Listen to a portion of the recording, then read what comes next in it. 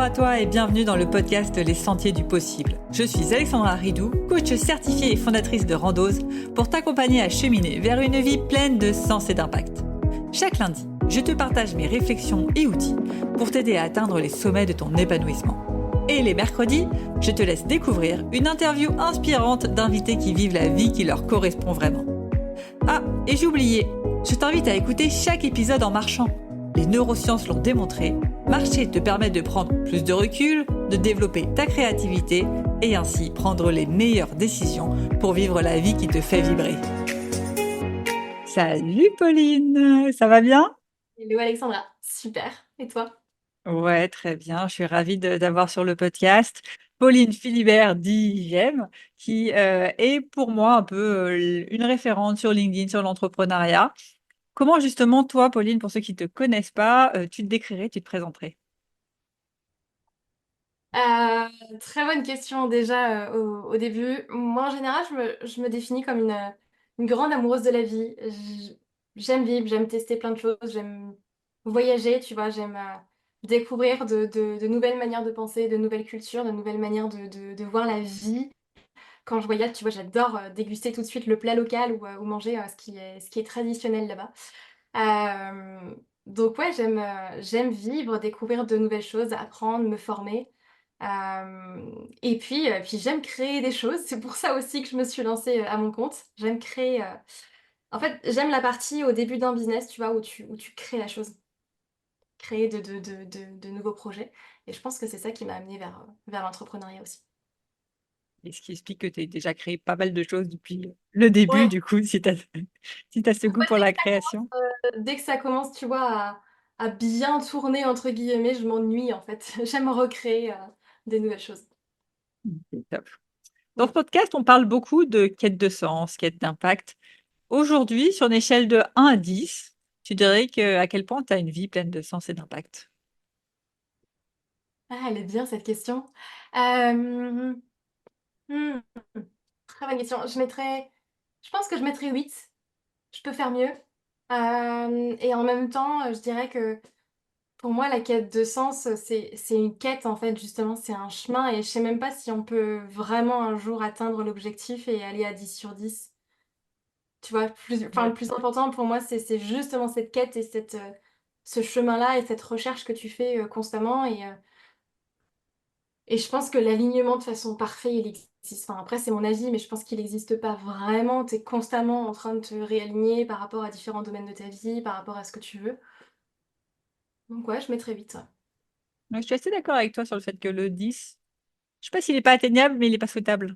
Parce que tu te fais Ouais, chier, honnêtement. bah Si, ouais, si tu atteins le top du top, tu n'as plus qu'à mourir. Donc, je pense qu'en effet, dès qu'on approche le 10, on doit se réajuster pour aller chercher quelque chose d'autre.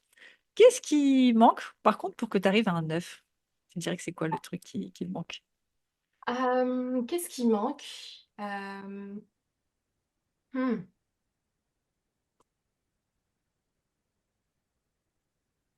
C'est une très bonne question. Je pense que par rapport à mes objectifs que moi je me suis fixés, j'y suis pas encore. Et c'est ça qui me fait mettre peut-être plus un 8 qu'un 9.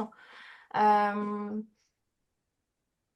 ouais, c'est peut-être plus par rapport à ce que moi je me fixe, tu vois, comme objectif. Je dirais plutôt avec mon business et ma manière de jongler après avec ma vie perso, etc. Euh, ouais, je dirais ça. Et tu as toujours eu une note élevée sur cette notion d'avoir une vie pleine de sens, ou il y a des moments où Non, c'était un peu le néant? non, pas du tout. Il y a eu des moments comme ça, effectivement, où c'était complètement le néant. Je savais pas du tout ce que je voulais. Tu vois, même au niveau de mes études ou autre, j'ai jamais vraiment su ce que je voulais faire dans la vie. J'ai toujours su ce que je ne voulais pas. Et pas Mhm. forcément ce que je voulais vraiment faire en termes de métier. Tu vois, quand tu arrives à 15 ans et qu'on te demande tout de suite un conseil d'orientation, qu'est-ce que tu veux faire de ta vie? T'as tes amis qui veulent devenir médecin, avocat, pompier, je ne sais quoi. Enfin, ceux qui ont des métiers dans leur tête, tu vois. Et moi, je suis là, bah, je sais pas. Je me souviens d'ailleurs, tiens, petite histoire que j'ai jamais partagée sur un podcast, donc comme ça, tu l'auras en exclusivité. Ah, Je me top. souviens d'ailleurs par rapport à ça, j'avais 15 ans, j'étais en troisième au collège. Et nous, dans notre collège, en fait, ce qu'ils nous faisaient faire en troisième, c'était qu'on devait passer au deuxième trimestre devant le conseil de classe et on devait exposer notre projet professionnel. Autant te dire que quand tu as 15 ans, un projet professionnel, enfin, ça veut tout et rien dire. Et moi, j'arrive et justement, en fait, j'ai pris le truc en me disant: «Bah, je vais leur exposer ce que je veux faire dans la vie et quels sont mes rêves, au final». Et je leur ai expliqué que moi, mon rêve, c'était de partir, étudier le japonais, de partir vivre au Japon parce que j'adorais ce pays et j'adore toujours ce pays. Et hem et en fait, ça a été très dur parce qu'en gros, ils m'ont ri au nez. Je m'en souviens encore très bien, tu vois? J'étais assise là, ils étaient tous en U devant moi. Surtout quand tu as 15 ans, enfin, tu es toute petite et puis tu as des adultes devant toi et tout, tu sais pas comment te placer. Et et ouais, je me souviens très bien, tu vois, qu'il m'a dit: «Mais Pauline, enfin, c'est impossible, c'est pas un métier ça, c'est pas un projet, enfin, tu veux faire quoi de ta vie, quoi? C'est pas possible, en soi». Mmh. Et puis surtout que j'étais très douée en maths, physique, donc eux, c'était: «Non, Pauline, elle fera médecine», voilà.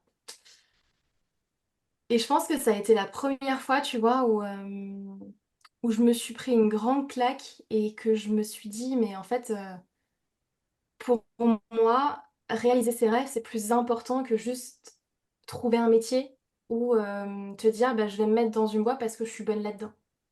Ouais. Et je pense que c'est quelque chose qui m'a toujours suivie après, de me dire plutôt: «Qu'est-ce que j'ai envie de faire?» C'est, en fait, quel rêve j'ai envie de réaliser? Qu'est-ce qui me ferait kiffer là, maintenant, tout de suite? Et j'ai toujours avancé comme ça, sans forcément avoir un énorme objectif derrière, mais en me disant: «Bah, tiens, ça c'est mon rêve, ça j'ai envie de faire et je vais me donner, ben, les moyens pour y aller». C'est tout.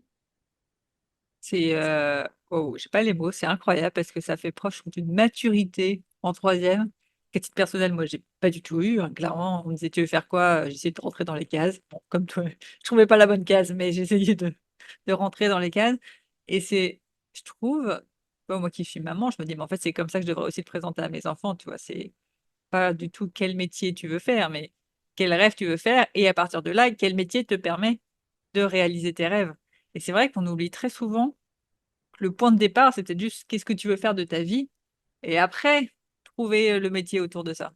Donc c'est ultra intéressant. Ouais, c'est Bravo à ça. toi d'avoir cette maturité, que même, tu vois, les profs n'avaient pas. Ouais, merci. Après, c'est vrai qu'à l'époque, je le voyais pas comme ça et je me dis avec le recul, je suis très contente d'avoir eu des parents, tu vois, qui m'ont toujours soutenue dans mes trucs, même s'ils étaient pas forcément d'accord et que y a des trucs parfois qui étaient trop perchés pour eux. Mais parce que je me rends compte qu'en fait, j'avais pas du tout le soutien de mes profs, ou de qui que ce soit d'autre à côté. Mmh. Mais bon, ça va. Je suis pas à la rue, je suis pas dans un fossé, au bord de la route, c'est bon. Je pense que j'ai bien tourné. Ça va, tu as plutôt bien réussi. Et une autre question du coup qui me vient là, tout à l'heure, tu as dit: «Oui, j'ai eu des moments où j'ai qui faisaient pas trop de sens».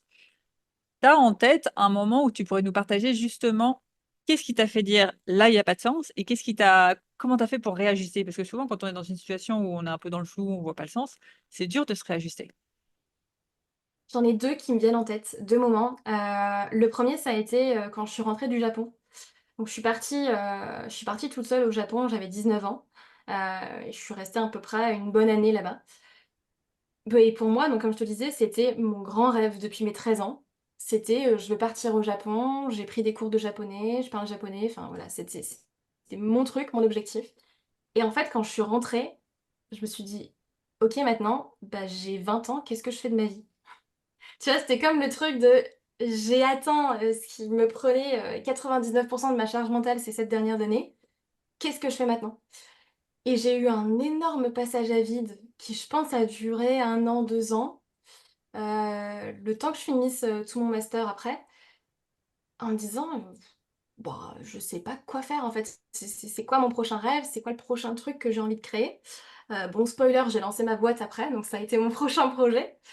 Mais ouais, il y a eu ce 1er passage à vide-là et le deuxième c'était début 2023 quand, pareil, fin 2022, j'atteins mes objectifs de chiffre d'affaires, voire plus que ce que je pensais.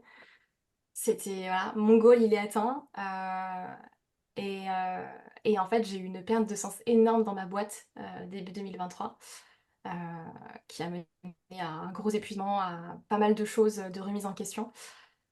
Et j'ai l'impression d'en sortir à peine là depuis quelques semaines, quelques mois, donc ça fait du bien.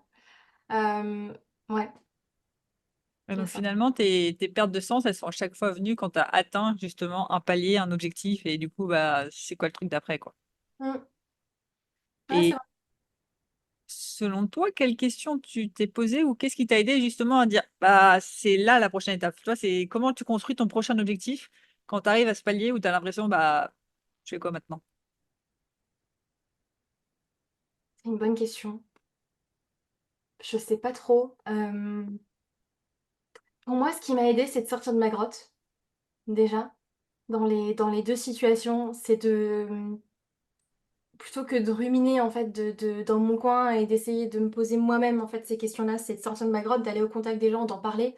Euh, Ce qui est pas forcément facile. Alors à l'époque, quand j'avais 20 ans, c'était plus facile parce que je le voyais pas comme un échec, tu vois, c'était plus un passage d'un moment de ma vie à un autre.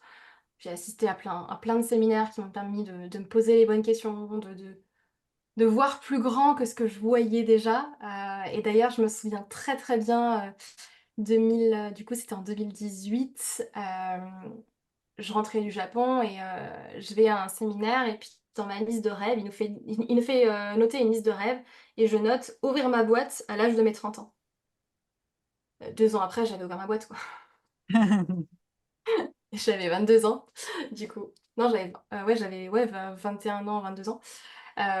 Donc comme quoi, c'est hyper puissant. Et l'année dernière, ouais, quand j'ai vécu ce gros épuisement-là, au point de ne plus pouvoir sortir de mon lit, clairement, euh, au début, je me suis plus repliée sur moi.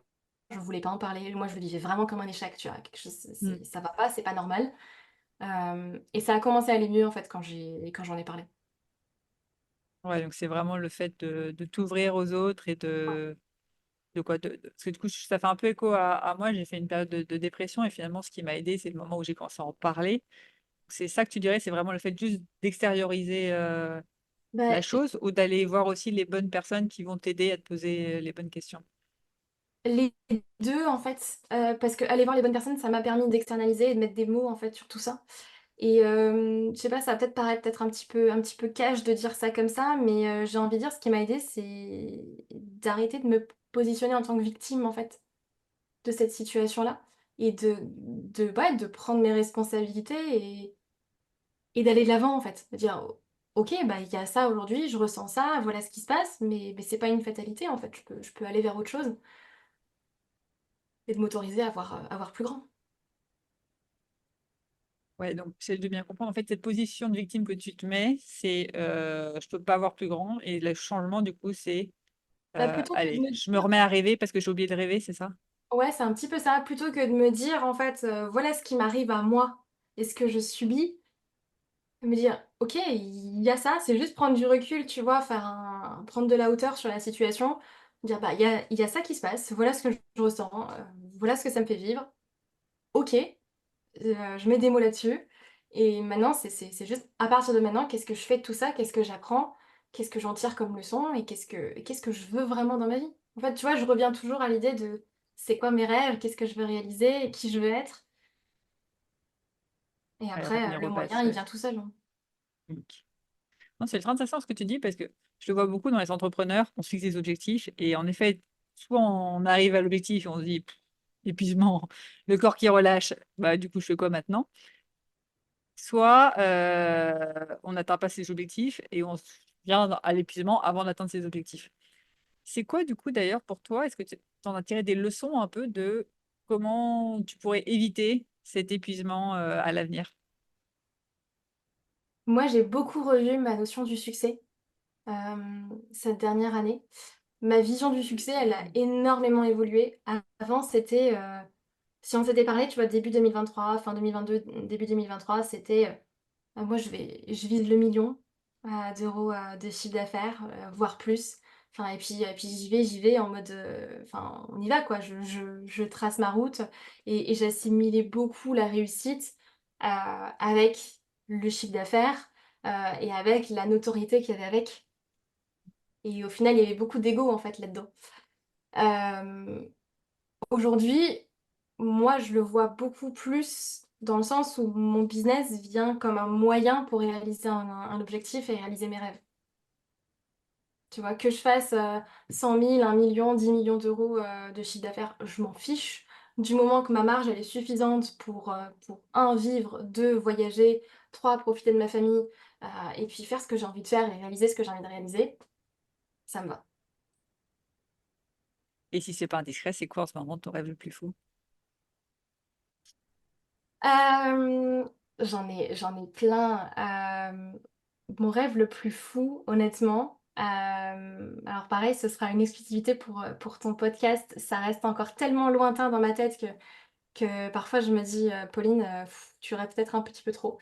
Moi, j'ai envie de participer dans le domaine de l'éducation et de créer des écoles. Je sais Ouais. pas où ni comment. Mais je sais que c'est quelque chose, moi, qui m'a beaucoup touchée et que j'ai beaucoup vécu, tu vois, dans mon parcours à moi, où je me suis pas forcément sentie soutenue. On a la chance, je trouve, d'avoir accès à l'éducation en France. D'autres n'ont pas cette chance-là. Euh, mais que ce soit une éducation, tu vois, où on te valorise toi, on te valorise tes rêves, on valorise ta personne et pas juste tes notes en maths, en fait. Ouais. Alors là, moi, je mettais directement mes enfants dans ton école parce que clairement, c'est ce que je reproche au système scolaire aussi, c'est que soit tu rentres dans la case, soit tu ne rentres pas dans la case et ça veut dire que tu es nul, que tu es mauvais. Et on est tous évalués les uns par rapport aux autres. Celui qui a 18, c'est le meilleur. Celui qui a 2, il est trop nul. Et je trouve que ça a sûrement un intérêt, et je vois que j'arrive quand même à avoir l'intérêt, c'est-à-dire que tu te développes sur des matières, etc. Mais il y a quand même, par rapport à la vraie vie, ce que tu vis après quand tu sors des études, il y a pas beaucoup de leçons vraiment utiles qui sont utiles dans la vie. Tu vois, tout ce qui est, par exemple, développement personnel, prendre confiance en soi, tout ce qui est relationnel, intelligence émotionnelle. Tout ça, c'est vraiment pour moi les choses les plus utiles dans la vie qu'on devrait apprendre à l'école. Et pourtant, à l'école, on t'apprend des choses utiles quand même, mais on t'apprend que du factuel, que du par cœur, que du. L'objectif, c'est de répéter la chose par cœur le plus rapidement possible. Et c'est vraiment dommage, quoi. Mm. Ouais, je suis tout à fait d'accord. Alors, il y a des bonnes choses à prendre, tu vois, mais c'est vrai que c'est fait pour certains et pas pour d'autres. Moi, j'ai eu la chance de rentrer dans le moule. J'ai toujours été très bonne élève, première de ma classe depuis des années et tout. Mais en fait, ça a ses inconvénients aussi, hein, très clairement. Oui, bah, je sais apprendre une leçon par cœur, super. Mais après, j'ai dû développer, tu vois, comme tu parles de l'intelligence émotionnelle, de toutes ces choses-là. Bah ouais, après, tu l'apprends sur le tas. Ouais. Et ouais. Bon, bref, tiens-moi au courant.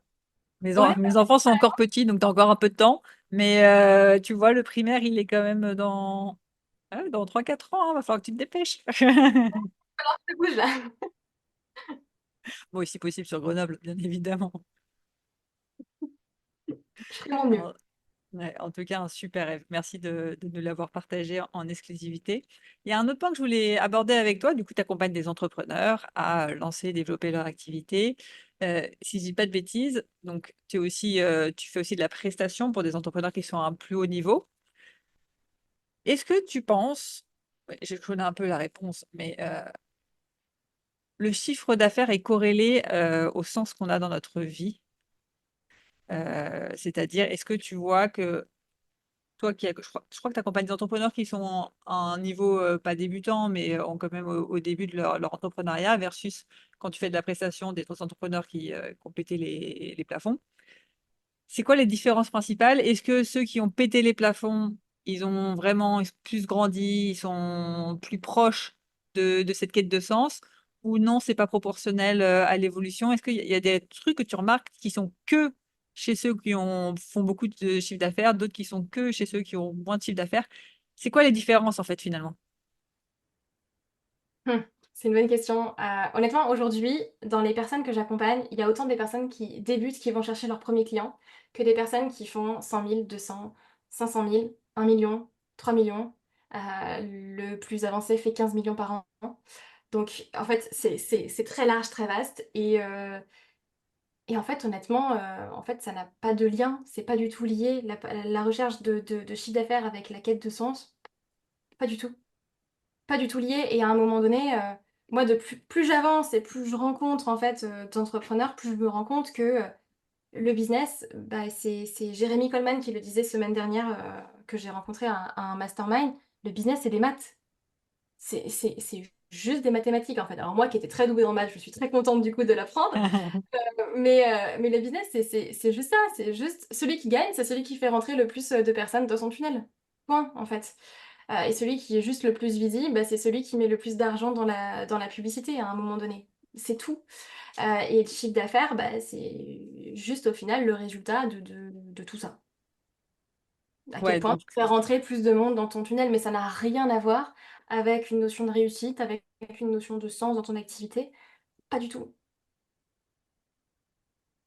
ouais, et est-ce que tu crois que ceux qui ont plus d'argent, ça leur enlève plus de problèmes? Ou est-ce que plus d'argent égale plus de problèmes? Ni l'un C'est ni une l'autre. bonne question. Honnêtement, je pense que c'est pas forcément lié. Après, plus tu fais de chiffre d'affaires, plus tu as de problèmes à gérer, ouais, c'est sûr. Parce que bah, tu as des problèmes en interne avec l'équipe, tu as des challenges avec, bah, des clients. Forcément, plus tu en as, plus tu as de probabilité qu'il y ait des choses, qu'il y ait des couacs quelque part. Donc, oui, plus d'argent égale plus de problèmes, ça c'est certain.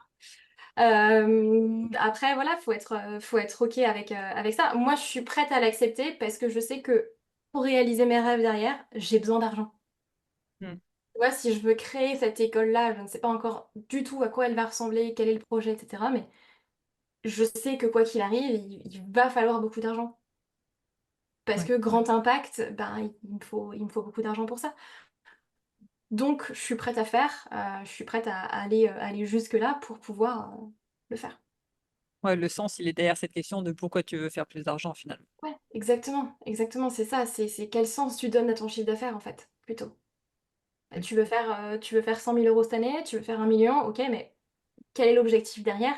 À quoi ça va te servir ça? Tu veux le réinvestir où? Tu veux faire quoi avec? Tu vois, moi aujourd'hui, la manière dont je travaille les choses avec mes clients, et ça, je le fais que depuis 1 an avec tout ce que j'ai compris, c'est d'abord, on va travailler sur leurs rêves, leurs objectifs, mais de vie.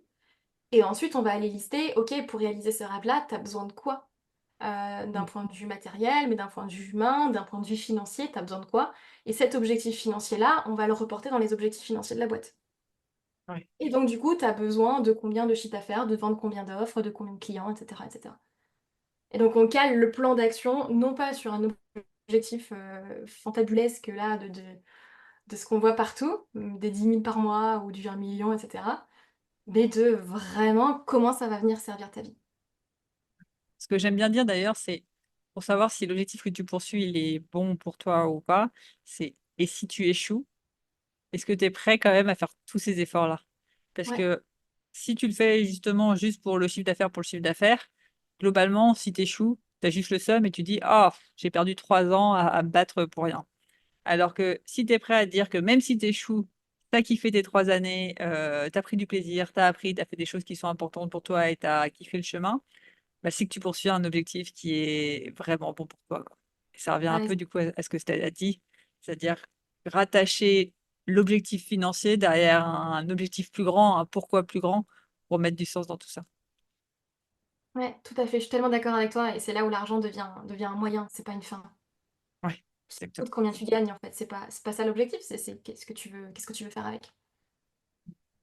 Non, c'est ultra intéressant parce que je trouve que quand on se lance dans l'entrepreneuriat, en tout cas moi quand je me suis lancée, j'avais ce focus, chiffre d'affaires, parce qu'on voit que ça, honnêtement. On voit tous les entrepreneurs qui te vendent: «Il faut faire plus de chiffre d'affaires, regardez, moi j'ai fait le fameux SMIC LinkedIn, mes 10 000 € par mois». Et moi la première, quand j'ai fait mes premiers 10 000 € par mois, j'étais là: «Ouh, champagne!» Mais en fait, c'est quoi l'intérêt? Enfin, quel est le sens derrière tout ça, à part l'ego? Et c'est déjà pas mal, hein, pour l'ego. Mais à un moment donné, c'est travailler sur soi pour se dire: «OK, heu, pourquoi pas ça?» Et je pense du coup cette conversation, elle va sûrement aider beaucoup à se dire: «En fait, après quoi je cours, quoi». Ouais, mais tu vois, je pense que en même temps, avec le recul, je me dis, mais moi quand j'ai démarré, ouais, c'était l'argent que je voulais en fait. Clairement, je voulais gagner plus d'argent. J'étais étudiante, j'étais fauchée. Enfin, je j'avais un appart à payer, bah, ouais, il me fallait de la thune, tu vois? C'était à un moment donné, il faut payer tes factures, je veux plus d'argent et je l'assume complètement aujourd'hui et je pense qu'il y a ce truc de je pense que les gens, râlent autour de l'argent: «Oui, mais l'argent fait pas tout» et cetera, mais en fait, qu'on se l'avoue tous à nous-mêmes, hein, on veut tous plus d'argent, hein. Ah oui, on a tous besoin d'argent. Ouais, mais c'est encore une fois, remettre le sens de pourquoi. Tu vois, parce que tu as besoin de plus d'argent, parce qu'il faut payer ton loyer, parce que si, parce que ça. Je pense que, je sais pas, si on arrive à 3 millions d'euros sur son compte en banque, mais qu'on sait pas quoi en faire, là, ça perd le sens, parce que bah, je travaille, mais pourquoi je veux plus d'argent? Et Mm. l'autre point que je vois aussi, c'est de se dire, faire plus d'argent, qu'importe le prix à payer. Moi, c'est un truc que j'ai appris du coup ces dernières années, c'est oui, je veux faire plus d'argent, mais je veux aussi kiffer le chemin pour faire le plus d'argent. C'est-à-dire que je préfère manger un peu plus de pâtes, j'en sais rien, pendant quelques mois, mais faire un truc que je kiffe toutes les semaines, plutôt que faire, je sais pas moi, je crache un peu sur les gens qui font du marketing vraiment mythomane, je te promets 10 000 € par mois, qui marche très bien, qui rapporte de l'argent court terme, mais qui finalement ne me ferait pas kiffer le chemin, quoi. Mm. Je me sentirais pas droite dans mes baskets. Mm. Ouais. Mais je rejoins ton point, on a tous besoin d'argent, on se le dise. Ouais, c'est ça. Et puis ça dépend ce que tu veux faire avec. Tu vois, par exemple, je connais une personne, par exemple, que j'accompagne, il fait 15 millions par an, mais ce que personne ne sait, c'est qu'il y a des centaines de milliers d'euros qui partent dans l'humanitaire chaque année. Mais Mm. ça, il le dit pas, tu vois, c'est pas forcément dit publiquement. Mais voilà, lui, il trouve du sens là-dedans, dans le fait Mm. de redonner pour une cause qui lui est chère. C'est ultra intéressant ce que tu dis parce que moi j'ai une théorie. Les gens qui disent ouvertement qu'ils donnent de l'argent aux autres, aux ONG, ou tiens, il y a X% qui est redonné à ça, je suis persuadée, c'est parce qu'ils culpabilisent eux-mêmes un peu d'arnaquer les gens ou d'avoir trop d'argent. Et pour se donner bonne conscience, ils vont vraiment mettre en vitrine, et moi, je donne 20% de mon profit à telle association. Alors que ceux qui le font sans le dire, c'est justement ceux qui sont bien dans leur basket et qui n'ont pas besoin de le prouver. Donc, ma théorie, c'est quand quelqu'un affiche ouvertement je donne X euros pour les ONG ou je sais pas quoi, je me dis, c'est qu'une histoire de marketing pour se donner bonne conscience. Il est pas honnête. Je sais pas si tu as un peu cette même théorie que moi ou pas. Écoute, franchement, j'ai pas d'avis, j'ai pas trop d'avis là-dessus, je saurais pas me prononcer. Ok, pas de souci. Je vois le temps qui défile. Quel conseil t'aurais du coup pour ceux qui sont en pleine justement quête de sens, peut-être entrepreneurs ou pas, pour toucher du doigt, c'est quoi leur rêve? Tu sais, quand tu débarques un peu avec cette notion de rêve, de sens, etc., tu commences par quoi? Euh, pour moi, la clarté vient dans l'action. C'est pas, tu vois, en restant assis sur ta chaise que tu vas découvrir qui tu es, qui tu as envie d'être, tes rêves, ce que tu as envie de faire. Euh, c'est pour ça que j'aime voyager. Parce que tu vois, par exemple, quand je voyage, je découvre des manières de penser ou des manières de voir la vie que je pensais pas forcément. Enfin, voilà, que je pense pas parce que j'ai été élevée d'une certaine manière, avec mes croyances, je suis là avec mes filtres. Euh, et donc, du coup, ça m'amène d'autres perspectives et d'autres manières de voir la vie que j'aime bien.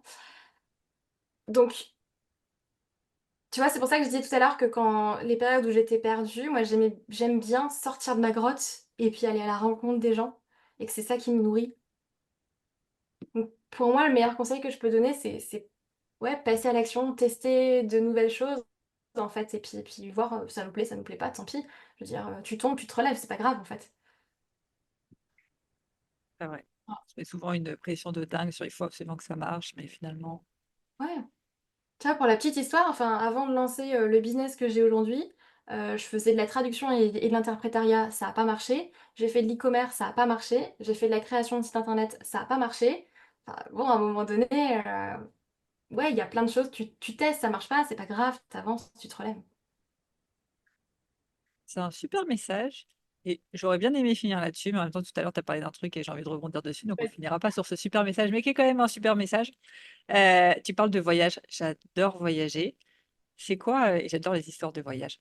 C'est quoi un peu ta plus belle rencontre, toi qui aimes échanger avec les gens, etc. Ta plus belle rencontre ou un moment un peu magique de tes voyages que tu as en tête, si tu peux nous en partager, hein.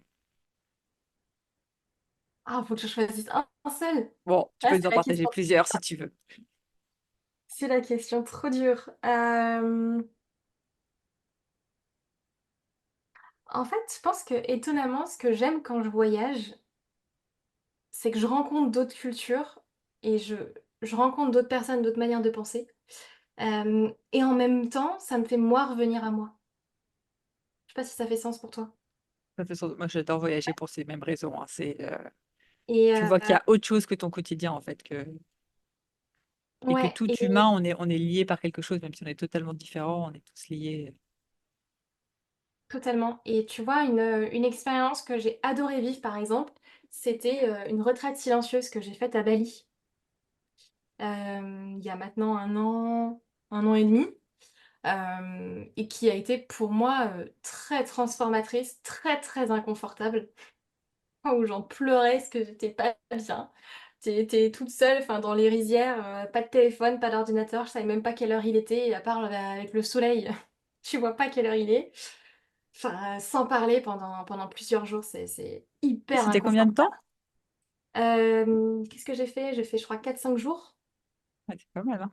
Ouais, c'est pas mal quand même, hein. Et les 2 premiers jours, j'écrivais, j'écrivais, j'écrivais, j'écrivais. J'avais besoin de faire quelque chose. Enfin, j'étais dans la recherche de faire des actions, de faire des activités. Il y avait des cours de yoga, hop, j'y allais. Des trucs de méditation, hop, j'y allais. Enfin, j'avais besoin de faire quelque chose, tu vois, jusqu'à ce que je comprenne qu'en fait, l'objectif de la vie, c'est pas de faire.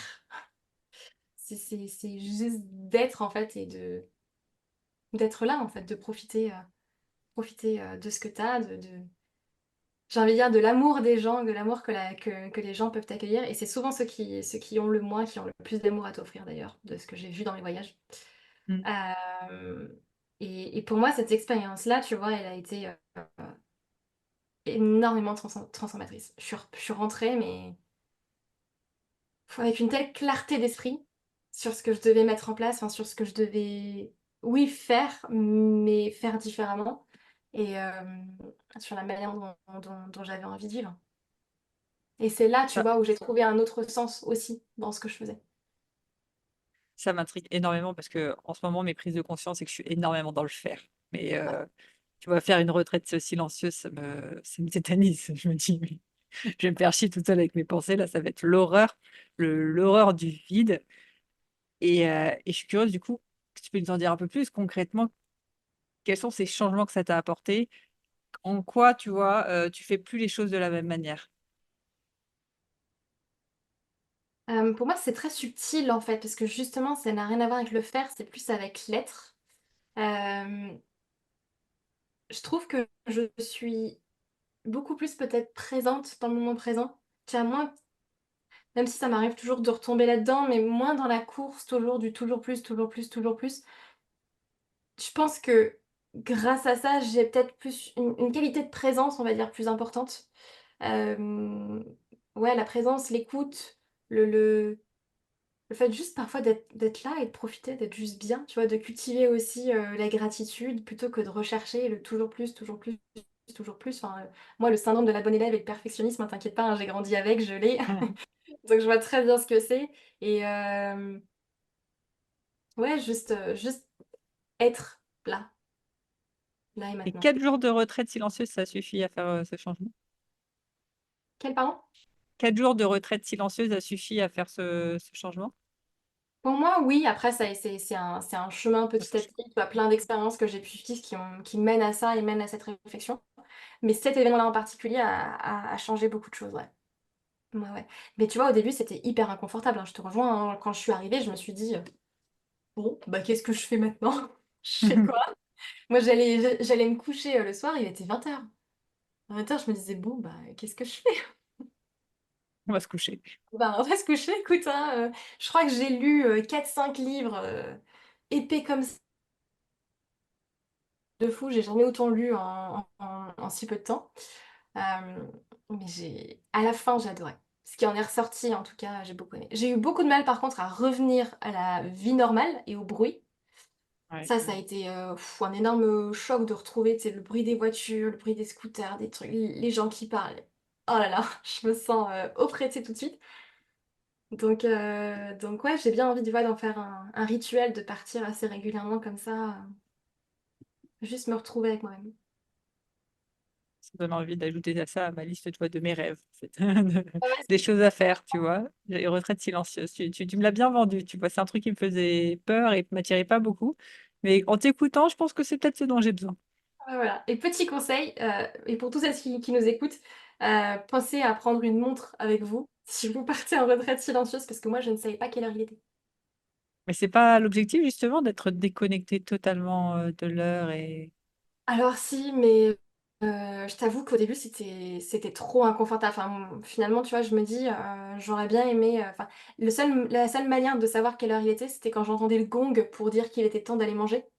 Et vu que je savais à quelle heure étaient les repas, je savais, ok, bon bah là il est à telle heure, etc. Mais sinon, enfin, tu te réveilles en pleine nuit, impossible de savoir si le jour va se lever dans 3 heures ou dans une demi-heure, quoi. Donc Oui, voilà. c'est vrai. Ah, c'est une sacrée expérience. Ouais. Mais il y en a en France, hein, aussi, hein. Ouais, Donc c'est c'est ce possible. que je me dis parce que tu vois, aller à Bali pour 4 jours, je suis pas sûre que mon mari apprécie l'idée de garder les enfants, du coup ça fait au moins 10 jours. Mais en France, 4 jours, il doit pouvoir accepter de les garder. Oui, mais oui. Ok, super. Bah, merci à toi, Pauline, pour ce partage. Je ne sais pas si tu le sais, mais le concept du podcast, c'est quoi? C'est à la fin, je le propose, une question de coaching à écouter en marchant et en musique pour les auditeurs qui nous écoutent. Et du coup, as-tu une question que nos auditeurs pourraient se poser, qui te vient à l'esprit pour justement les aider un peu dans cette quête de sens? Ouais, j'en ai une. Vas-y. J'en ai une et c'est une question qu'on m'a posée un jour et que je me pose souvent, justement, quand je suis dans le flou. Euh, la question, c'est si tu étais sûr d'être à 100% aimé, apprécié et respecté pour qui tu es, qu'est-ce que tu ferais différemment? Oh, intéressante. Je me la note. Mm. Si t'étais vraiment 100%, parce que souvent, la plus grande peur des êtres humains, c'est de ne pas être aimé pour ce qu'on fait.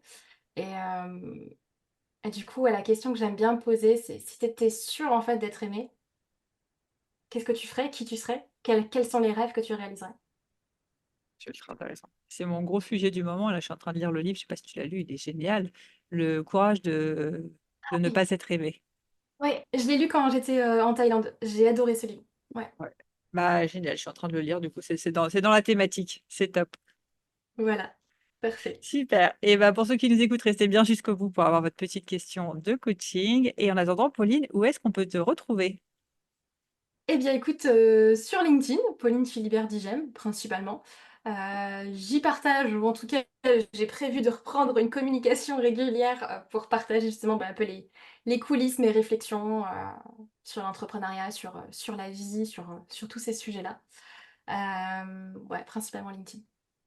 Ok, top. Bah, je mettrai le lien en descriptif de l'épisode. Et en tout cas, un grand merci à toi, Pauline, pour ces échanges qui étaient ultra intéressants sur la quête de sens, l'entrepreneuriat et tous ces sujets. Donc, merci de nous avoir donné pas mal de choses aussi en exclusivité. Je suis ravie et je te dis à très vite. Bah, merci beaucoup, en tout cas, c'est chouette de partager sur ces sujets-là. J'ai pas l'habitude d'en parler comme ça sur les podcasts, donc merci beaucoup. À très vite. Allez, ciao. Avant de te plonger dans la question de coaching du jour, pense à rejoindre la plateforme d'exercice en ligne du podcast pour y retrouver les notes d'épisode, les questions de coaching et l'action à réaliser pour cheminer pas à pas vers une vie pleine de sens et d'impact. Le lien est en description de l'épisode. Et bien évidemment, si tu as aimé cet épisode et le concept du podcast, tu peux me le faire savoir en me laissant une belle note ou un joli commentaire sur la plateforme de ton choix. Tu peux aussi partager le podcast à une personne qui peut en avoir besoin. Et c'est parti pour tes 2 minutes de coaching et on se retrouve très vite dans le prochain épisode. Bye bye! Et c'est parti pour ta question de coaching du jour à écouter comme d'habitude en marchant et en musique. Et aujourd'hui, c'est Pauline qui te pose cette question. Que ferais-tu si tu étais sûr d'être aimé à 100% pour ce que tu fais? Que ferais-tu si tu étais sûr d'être aimé à 100% pour ce que tu fais?